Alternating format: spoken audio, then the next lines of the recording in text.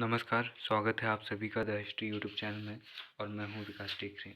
आज के इस वीडियो में हम अरब आक्रमण को देखेंगे और इससे पहले हम देख चुके थे कि किस तरह से इस्लाम की स्थापना होती है। इस्लाम का प्रभाव ठीक वैसे ही अरब क्षेत्र में फैलता है जैसे बौद्ध धर्म की स्थापना के बाद उसका प्रभाव भारत में फैला और बड़े धर्म के रूप में वह स्थापित हुआ। उसी तरह इस्लाम स्थापित होता है बहुदेववाद की संकल्पना के स्थान पर एकेश्वरवाद की अवधारणा और विभिन्न जातियों को समाप्त कर जातीय समानता की अवधारणा यहाँ पर मोहम्मद साहब देते हैं और उनकी ये जो विशेषताएं होती है उनका व्यक्तित्व लोगों को बहुत ज़्यादा पसंद आता है और लोग बड़ी संख्या में इस्लाम में अपने आप को धर्मांतरित करते हैं। अब इसके बाद में इस्लाम एक बड़े धर्म के रूप में स्थापित हो जाता है और राजाओं का संरक्षण इसे मिलना शुरू हो जाता है जो इस्लामिक शासक होते हैं। तो यहाँ पर क्या होता है कि अरब आक्रमण अब भारत में शुरू हो जाते हैं। अरबों का आगमन हम देखते हैं, जैसे मैंने आपको बताया था, केरल में सबसे पहले होता है मालाबार तट में, और इस क्षेत्र में व्यापारियों के रूप में इनका आगमन भारत में हो चुका था। और उत्तर भारत में जहाँ ये एक आक्रांता के रूप में आए, वहीं दक्षिण भारत में इस्लाम एक सभ्य संस्कृति के रूप में आया और भारतीय संस्कृति को प्रभावित करता है। अब भारत में प्रथम मस्जिद मयन मस्जिद केरल में बनती है 7वीं सदी में। अरब व्यापारियों द्वारा यह बनती है और इसी तरह चेरामन जुमा मस्जिद भी एक प्रमुख मस्जिद के रूप में हम केरल क्षेत्र में देखते हैं। और ये सारी जो मस्जिदें बन रही है ये अरब के बाहर बनने वाली प्रमुख इस्लामिक इमारतों में से एक हैं। देखिए, भारत पर प्रथम मुस्लिम आक्रमण अरबों ने किया, किंतु वे सफल नहीं हो पाए क्योंकि पश्चिम भारत में गुर्जर प्रतिहार, वातापी के चालुक्य व राष्ट्रकूट जैसे शक्तिशाली राजवंश हमें देखने को मिलते हैं। अरबों का प्रथम सफल आक्रमण 712 ईस्वी में सिंध पर होता है और मोहम्मद बिन कासिम यह आक्रमण करता है। सिंध का तत्कालीन शासक दाहिर होता है और इससे पहले भी ओबैदुल्ला एवं बोदल के नेतृत्व में सिंध पर मुस्लिम आक्रमण हो चुके थे अरबों के, लेकिन यहाँ पर यह अरब आक्रमण असफल होते हैं। तो पहला अरब आक्रमण तो आप इसे नहीं कह सकते, लेकिन पहला सफल अरब आक्रमण आप इसे कह सकते हैं। किसको? मोहम्मद बिन कासिम के आक्रमण को। अब दाहिर जो रहता है वह कौन रहता है? तो दाहिर चच का पुत्र रहता है और चच जो रहता है वो ब्राह्मण धर्म का अनुयायी रहता है और एक ब्राह्मण रहता है। तो चच दाहिर सैन जो रहता है यह भी एक ब्राह्मण शासक रहता है। तो चच से पहले सिंध में राय शूद्र वंश का शासन था। राय जो थे वह शूद्र थे, इनका शासन था। चच साहसी राय द्वितीय का मंत्री था और उसकी हत्या करके यह सत्ता प्राप्त करता है। अब साहसी राय को मार के चच खुद राजा बन जाता है और चच के बाद में उसका बेटा दाहिर सैन यहाँ पर अगला राजा बनता है। लेकिन बौद्ध और जाट दाहिर से असंतुष्ट थे। दाहिर उन्हें अपनी ओर नहीं मिला पाता है। यही कारण है कि बौद्ध और जाट जो रहते हैं वह कासिम के आक्रमण के समय दाहिर के विरुद्ध यहाँ पर कासिम का साथ दे देते हैं, जिसके चलते यहाँ पर दाहिर कमज़ोर हो जाता है। वरना 2 बार दाहिर पहले भी अरबों को हरा चुका था। उसे लगा था कि मैं अकेले हरा दूंगा, इसलिए उसने जाटों और जो बौद्ध हैं इनको संतुष्ट करने का काम नहीं किया और इन्हें जाने दिया। इसका नुकसान ये हुआ कि उसके जो राज थे, मतलब बहुत सारे सीक्रेट्स जो होते हैं, वो पता चल गया यहाँ पर मोहम्मद बिन कासिम को और उनका लाभ उठाकर उसने बहुत आसानी से यहाँ पर दाहिर को पराजित कर दिया। अब इस समय बगदाद में उमैया वंश के खलीफा का शासन हम देखते हैं। कौन थे? खलीफा वालिद इस समय पर खलीफा के पद पर थे और खलीफा वालिद जो थे उन्होंने इराक का गवर्नर नियुक्त किया था अल हज्जाज को। किसको? अल हज्जाज को। और अल हज्जाज का सेनापति था मोहम्मद बिन कासिम। न केवल सेनापति था बल्कि इसके छोटे भाई का बेटा यानी कि इसका भतीजा था और भतीजा के साथ साथ इसका दामाद भी था। उसने अपने ही भतीजे को अपना दामाद बनाया था और सेनापति भी बनाया था। अब अरब आक्रमण का प्रमुख कारण क्या था? तो हम देख रहे हैं कि इस समय पर अरब आक्रमण ज़्यादा हो रहे हैं, इस्लामिक आक्रमण ज़्यादा हो रहे हैं। तो इसके पीछे रीज़न होता है कि इस्लाम की स्थापना हो चुकी होती है और इस्लाम के प्रचार प्रसार के लिए अलग अलग शासक हाथ पैर मारना शुरू करते हैं और इन्हें लगता है कि भारत पर आक्रमण करना आसान है, इसलिए बार बार यहाँ पर से हम भारत पर इस्लामिक आक्रमणों को देखेंगे। अब अन्य कारण भी देखें तो राजनीतिक विजय, राज्य विस्तार करना, सिंध के समुद्री जो सिंध है वहाँ के समुद्री डाकुओं द्वारा श्रीलंका जा रहे अरब व्यापारियों के समुद्री जहाज़ों को लूटना तत्कालीन कारण था। अब जो अल हज्जाज रहता है वो क्या करता है, वो दाहिर से कहता है कि भाई तुम हमें जुर्माना दो। अब दाहिर यहाँ पर कहता है कि भाई ना तो मैंने लूटा, ना ही मेरे यहाँ किसी व्यक्ति ने लूटा। अब तुम्हारा जहाज़ था, श्रीलंका वालों ने लूट लिया, तो मैं क्या करूँ? अब मैं इसमें क्या करूँ? तो यहाँ पर अल हज्जाज कहता है भाई तुम्हारे क्षेत्र में लूटा ना, अब भले किसी ने भी लूटा लेकिन क्षेत्र तो तुम्हारा था, तो तुम हमको जुर्माना दो। यहाँ पर जो दाहिर रहता है वो नहीं मानता। तो यहाँ पर अल हज्जाज फिर यहाँ पर आक्रमण करने के लिए भेजता है किसको? अपने सेनापति और अपने दामाद मोहम्मद बिन कासिम को, जो उसका भतीजा भी होता है। तो मोहम्मद बिन कासिम मकरान तट होते हुए सबसे पहले देवल बंदरगाह पर आक्रमण करता है और यहाँ के मंदिरों को नष्ट करता है। ये मंदिरों को प्रमुख रूप से नष्ट क्यों करते हैं? क्योंकि इस्लाम में जो एकेश्वरवाद की संकल्पना तो है ही, लेकिन मूर्ति पूजा का खंडन किया गया है।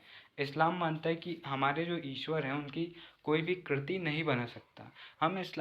इस्लाम मानता है कि हम ईश्वर को कैसे बना सकते हैं, जो कि ईश्वर ने हमें बनाया है, तो हम ईश्वर को क्रिएट कर ही नहीं सकते। तो यहाँ पर जब ये मूर्ति पूजा देखते हैं तो इनका खून खौल जाता है और ये ले देकर मूर्तियों का विध्वंस करते हैं।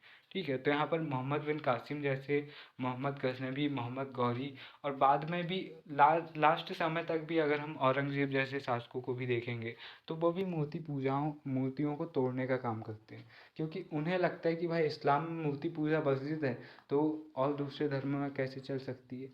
तो इस तरह से उनकी आइडियोलॉजी थोड़ी सटकी जैसी हो जाती है और वो अपने ही धर्म के सिद्धांतों को नहीं समझ पाते हैं और वे यहाँ पर मूर्तियों को तोड़ते हैं। जून 712 ईस्वी में रावरा के युद्ध में मोहम्मद बिन कासिम से दाहिर लड़ता हुआ मारा जाता है और दाहिर के एक अधिकारी मुगा ने विश्वासघात किया था, जिसके कारण दाहिर मारा जाता है। और हमने ये भी देखा था कि जो बौद्ध है और जाट है वे भी यहाँ पर मोहम्मद बिन कासिम का साथ देते हैं, क्योंकि वे दाहिर से असंतुष्ट थे। दाहिर की पत्नी रानी बाई जौहर करती है और भारतीय इतिहास में पहला जौहर जो हम देखते हैं वो यहाँ पर रानी बाई का जौहर देखा जाता है। इसके बाद कासिम ने ब्राह्मणबाद पर आक्रमण किया। ब्राह्मणाबाद एक क्षेत्र का नाम था, इस पर आक्रमण किया और यहाँ दाहिर का पुत्र जयसिंह शासक के तौर पर था और यहाँ पर जयसिंह हार जाता है और युद्ध में मारा जाता है। अब यहीं से कासिम दाहिर की दो बेटियाँ सूर्या और परिमला, जो इनकी बेटियां थी दाहिर की, इनको बंदी बनाकर खलीफा के पास भेजता है। अब चचनामा में इनके विषय में एक स्टोरी है बहुत ही इंटरेस्टिंग सी, और इन दो लड़कियों को जो सूर्या है और परिमला है, इन्हें राजपूत योद्धाओं की तरह प्रस्तुत किया जाता है। इनके विषय में कहानी ये बताई जाती है कि जो मोहम्मद बिन कासिम है वो इन्हें पकड़कर भेज देता है खलीफा के पास, खलीफा के तोहफे में। अब ये भेजता क्यों है? ताकि जो खलीफा है वो अपनी शारीरिक इच्छाएं पूरी कर सके और इनके साथ ज़बरदस्ती यौन संबंध बना सके। अब जैसे ही वह इनके पास में भेजता है तो ये दोनों जो रहती है बहुत ही चालाक रहती हैं। अब इनको तो पता है कि हम मरने वाले हैं, लेकिन ये पहले ही तय कर लेती है और सलाह कर लेती है कि हम मरेंगे लेकिन उससे पहले हम उस कासिम को मार देंगे जिसकी वजह से हमारा पूरा परिवार बर्बाद हो गया, जिसकी वजह से हमारा भाई, हमारे पिता, हमारा राज्य सब खत्म हो गया। तो ये क्या करते हैं, जैसे ही इनके पास इनको खलीफा के सामने प्रस्तुत किया जाता है तो ये कहते हैं कि हमें बहुत दुख हुआ कि जो मोहम्मद बिन कासिम हैं वो कोरे रूप में हमें आपके सामने प्रस्तुत नहीं कर पाए और उन्होंने पहले ही हमारा इस्तेमाल कर लिया है। यहाँ पर वो कहने का ये मतलब होता है कि भाई उन्होंने आपके पास हमें क्यों भेजा है, ताकि आप शारीरिक संबंध हमसे बनाओ और जो करना आप करो, लेकिन पहले ही वो हमें कर चुका है हमारे साथ में और आपके सामने जूठन प्रस्तुत कर रहा है। कुछ इस तरह की वे बातें करती हैं। तो यहाँ पर जो खलीफा रहता है वो बहुत ज़्यादा क्रोध में आता है और कहते हैं कि उसने आदेश दिया कि मोहम्मद बिन कासिम को जिंदा खाल में चुनवा दिया जाए। तो यहाँ पर क्या होता है कि जो मोहम्मद बिन कासिम को पकड़ा जाता है और उसको खाल में सिल दिया जाता है। अब जैसे जैसे जो खाल रहती है ना, जैसे जैसे समय बीतते जाता है वो खाल सिकुड़ती जाती है और अंदर जो चीज़ है ना वो दबती जाती है। तो मोहम्मद बिन कासिम की बहुत बुरी मौत यहाँ पर होती है, उसको खाल में चुनवा देते हैं और जैसे जैसे खाल सिकुड़ती है वैसे वैसे उसकी हड्डियाँ टूटती जाती है और धीरे धीरे उसकी मौत यहाँ पर होती है। उसके बाद में खलीफा को बाद में पता चल जाता है कि इन दोनों ने झूठ बोला, लेकिन उससे पहले ही ये दोनों अपने आप को मारकर आत्महत्या कर लेती हैं।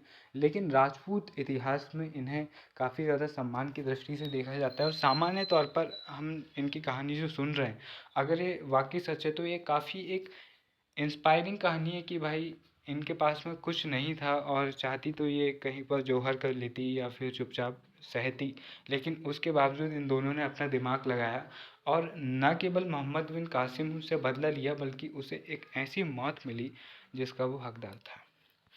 अब इसके बाद में ये सब उल्लेख हमें चचनामा वगैरह में मिलता है और इसके बाद में हम देखते हैं कि 713 ईस्वी में मोहम्मद बिन कासिम ने मुल्तान जीता और मुल्तान से बड़ी मात्रा में सोना प्राप्त किया और इसने मुल्तान को सोने का नगर कहा। ठीक है, अभी तो ये सब विजय वगैरह कर लेगा, विजय करने के बाद में जब जाएगा तब इसका क्रियाक्रम होगा। कासिम ने सिंध क्षेत्र जीतकर यहाँ पहली बार जजिया कर लगाया और ध्यान रखना पहली बार भारतीय क्षेत्र में जजिया कर कौन लगा रहा है, तो मोहम्मद बिन कासिम लगा रहा है। पहली बार पहला मुस्लिम व्यक्ति या राजा या सेनापति, जो भी कहें, सेनापति था ये, पहला मुस्लिम सेनापति जो सफल आक्रमण कर रहा है वो मोहम्मद बिन कासिम है। पहला अरब आक्रमण कौन कर रहा है, मोहम्मद बिन कासिम, जो कि सफल आक्रमण कर रहा है। असफल आक्रमण तो बहुत हो चुके हैं, हमने देखे हैं। अरबों ने मंसूरा महफूजा नामक नगर बसाए। अरब सिंध से आगे सफल नहीं हो पाए। अरबों द्वारा सिंध विजय राजनीतिक दृष्टि से ज़्यादा महत्वपूर्ण नहीं रही, हालांकि इसके सांस्कृतिक प्रभाव हमें देखने को मिले और इसके सांस्कृतिक लाभ भारतीय क्षेत्रों को ज़्यादा हुए। भारतीय क्षेत्रों में ऊँट पालन सिंध क्षेत्र में शुरू होता है, खजूर की खेती शुरू होती है और सिंध क्षेत्र में दिरहम नामक सिक्के चलाए जाते हैं जो कि अरब क्षेत्र के थे और अरब लोग यहाँ पर दिरहम नामक सिक्के चलाते हैं। अरबों ने भारतीय ज्योतिष, भारतीय गणित, भूगोल विज्ञान तथा खगोल विज्ञान तथा चिकित्सा शास्त्र से संबंधित अनेक ग्रंथों का अनुवाद अरबी भाषा में करवाया। तो यहाँ पर राजनीतिक ज़्यादा नुकसान तो भारत को नहीं हुआ, लेकिन सांस्कृतिक आदान प्रदान हम यहाँ पर देखते हैं। तो यहाँ पर अरब विद्वान जल जाफरी ब्रह्म सिद्धांत और खंडन खाद्य जैसे ग्रंथों का अरबी भाषा में अनुवाद करते हैं। पंचतंत्र जैसी रचनाओं का अनुवाद अरबी भाषा में होता है और अरब आक्रमण की जानकारी के स्रोत के रूप में हमें चचनामा या फतहनामा, इसके अरबी भाषा का एक ग्रंथ है और इसके लेखक अज्ञात है, इससे हमें जानकारी मिलती है। चचनामा का जो फारसी अनुवाद है अल कुफी द्वारा नसीरुद्दीन कुबाचा के समय, ये एक महत्वपूर्ण अनुवाद हमें चचनामा का मिलता है और इससे हमें जानकारी मिलती है। किताब उल बल्दान जो कि अरबी भाषा में लिखी गई अल बेलादूरी के द्वारा, इससे हमें जानकारी मिलती है। और किताब उल सिंध जो कि फ़ारसी भाषा में लिखी गई मीर मोहम्मद मासूम के द्वारा मुग़ल काल में, इससे हमें अरब आक्रमण की शुरुआत की जानकारी मिलती है। वहीं कासिम ने अपनी सेना में सिंध के युवाओं को शामिल किया और दाहिर की राजधानी आलोर जो कि वर्तमान रोहेरा थी, दाहिर सैन की। अब देखिए, कासिम के बाद सिंध का सिंध पर अरब शासन के दो केंद्र बन जाते हैं, मुल्तान और मंसूरा। फिर इसके बाद हम देखते हैं कि जो ये आक्रमण है सिंध अरब आक्रमण है, इसके बाद में हम देखेंगे तुर्क आक्रमण।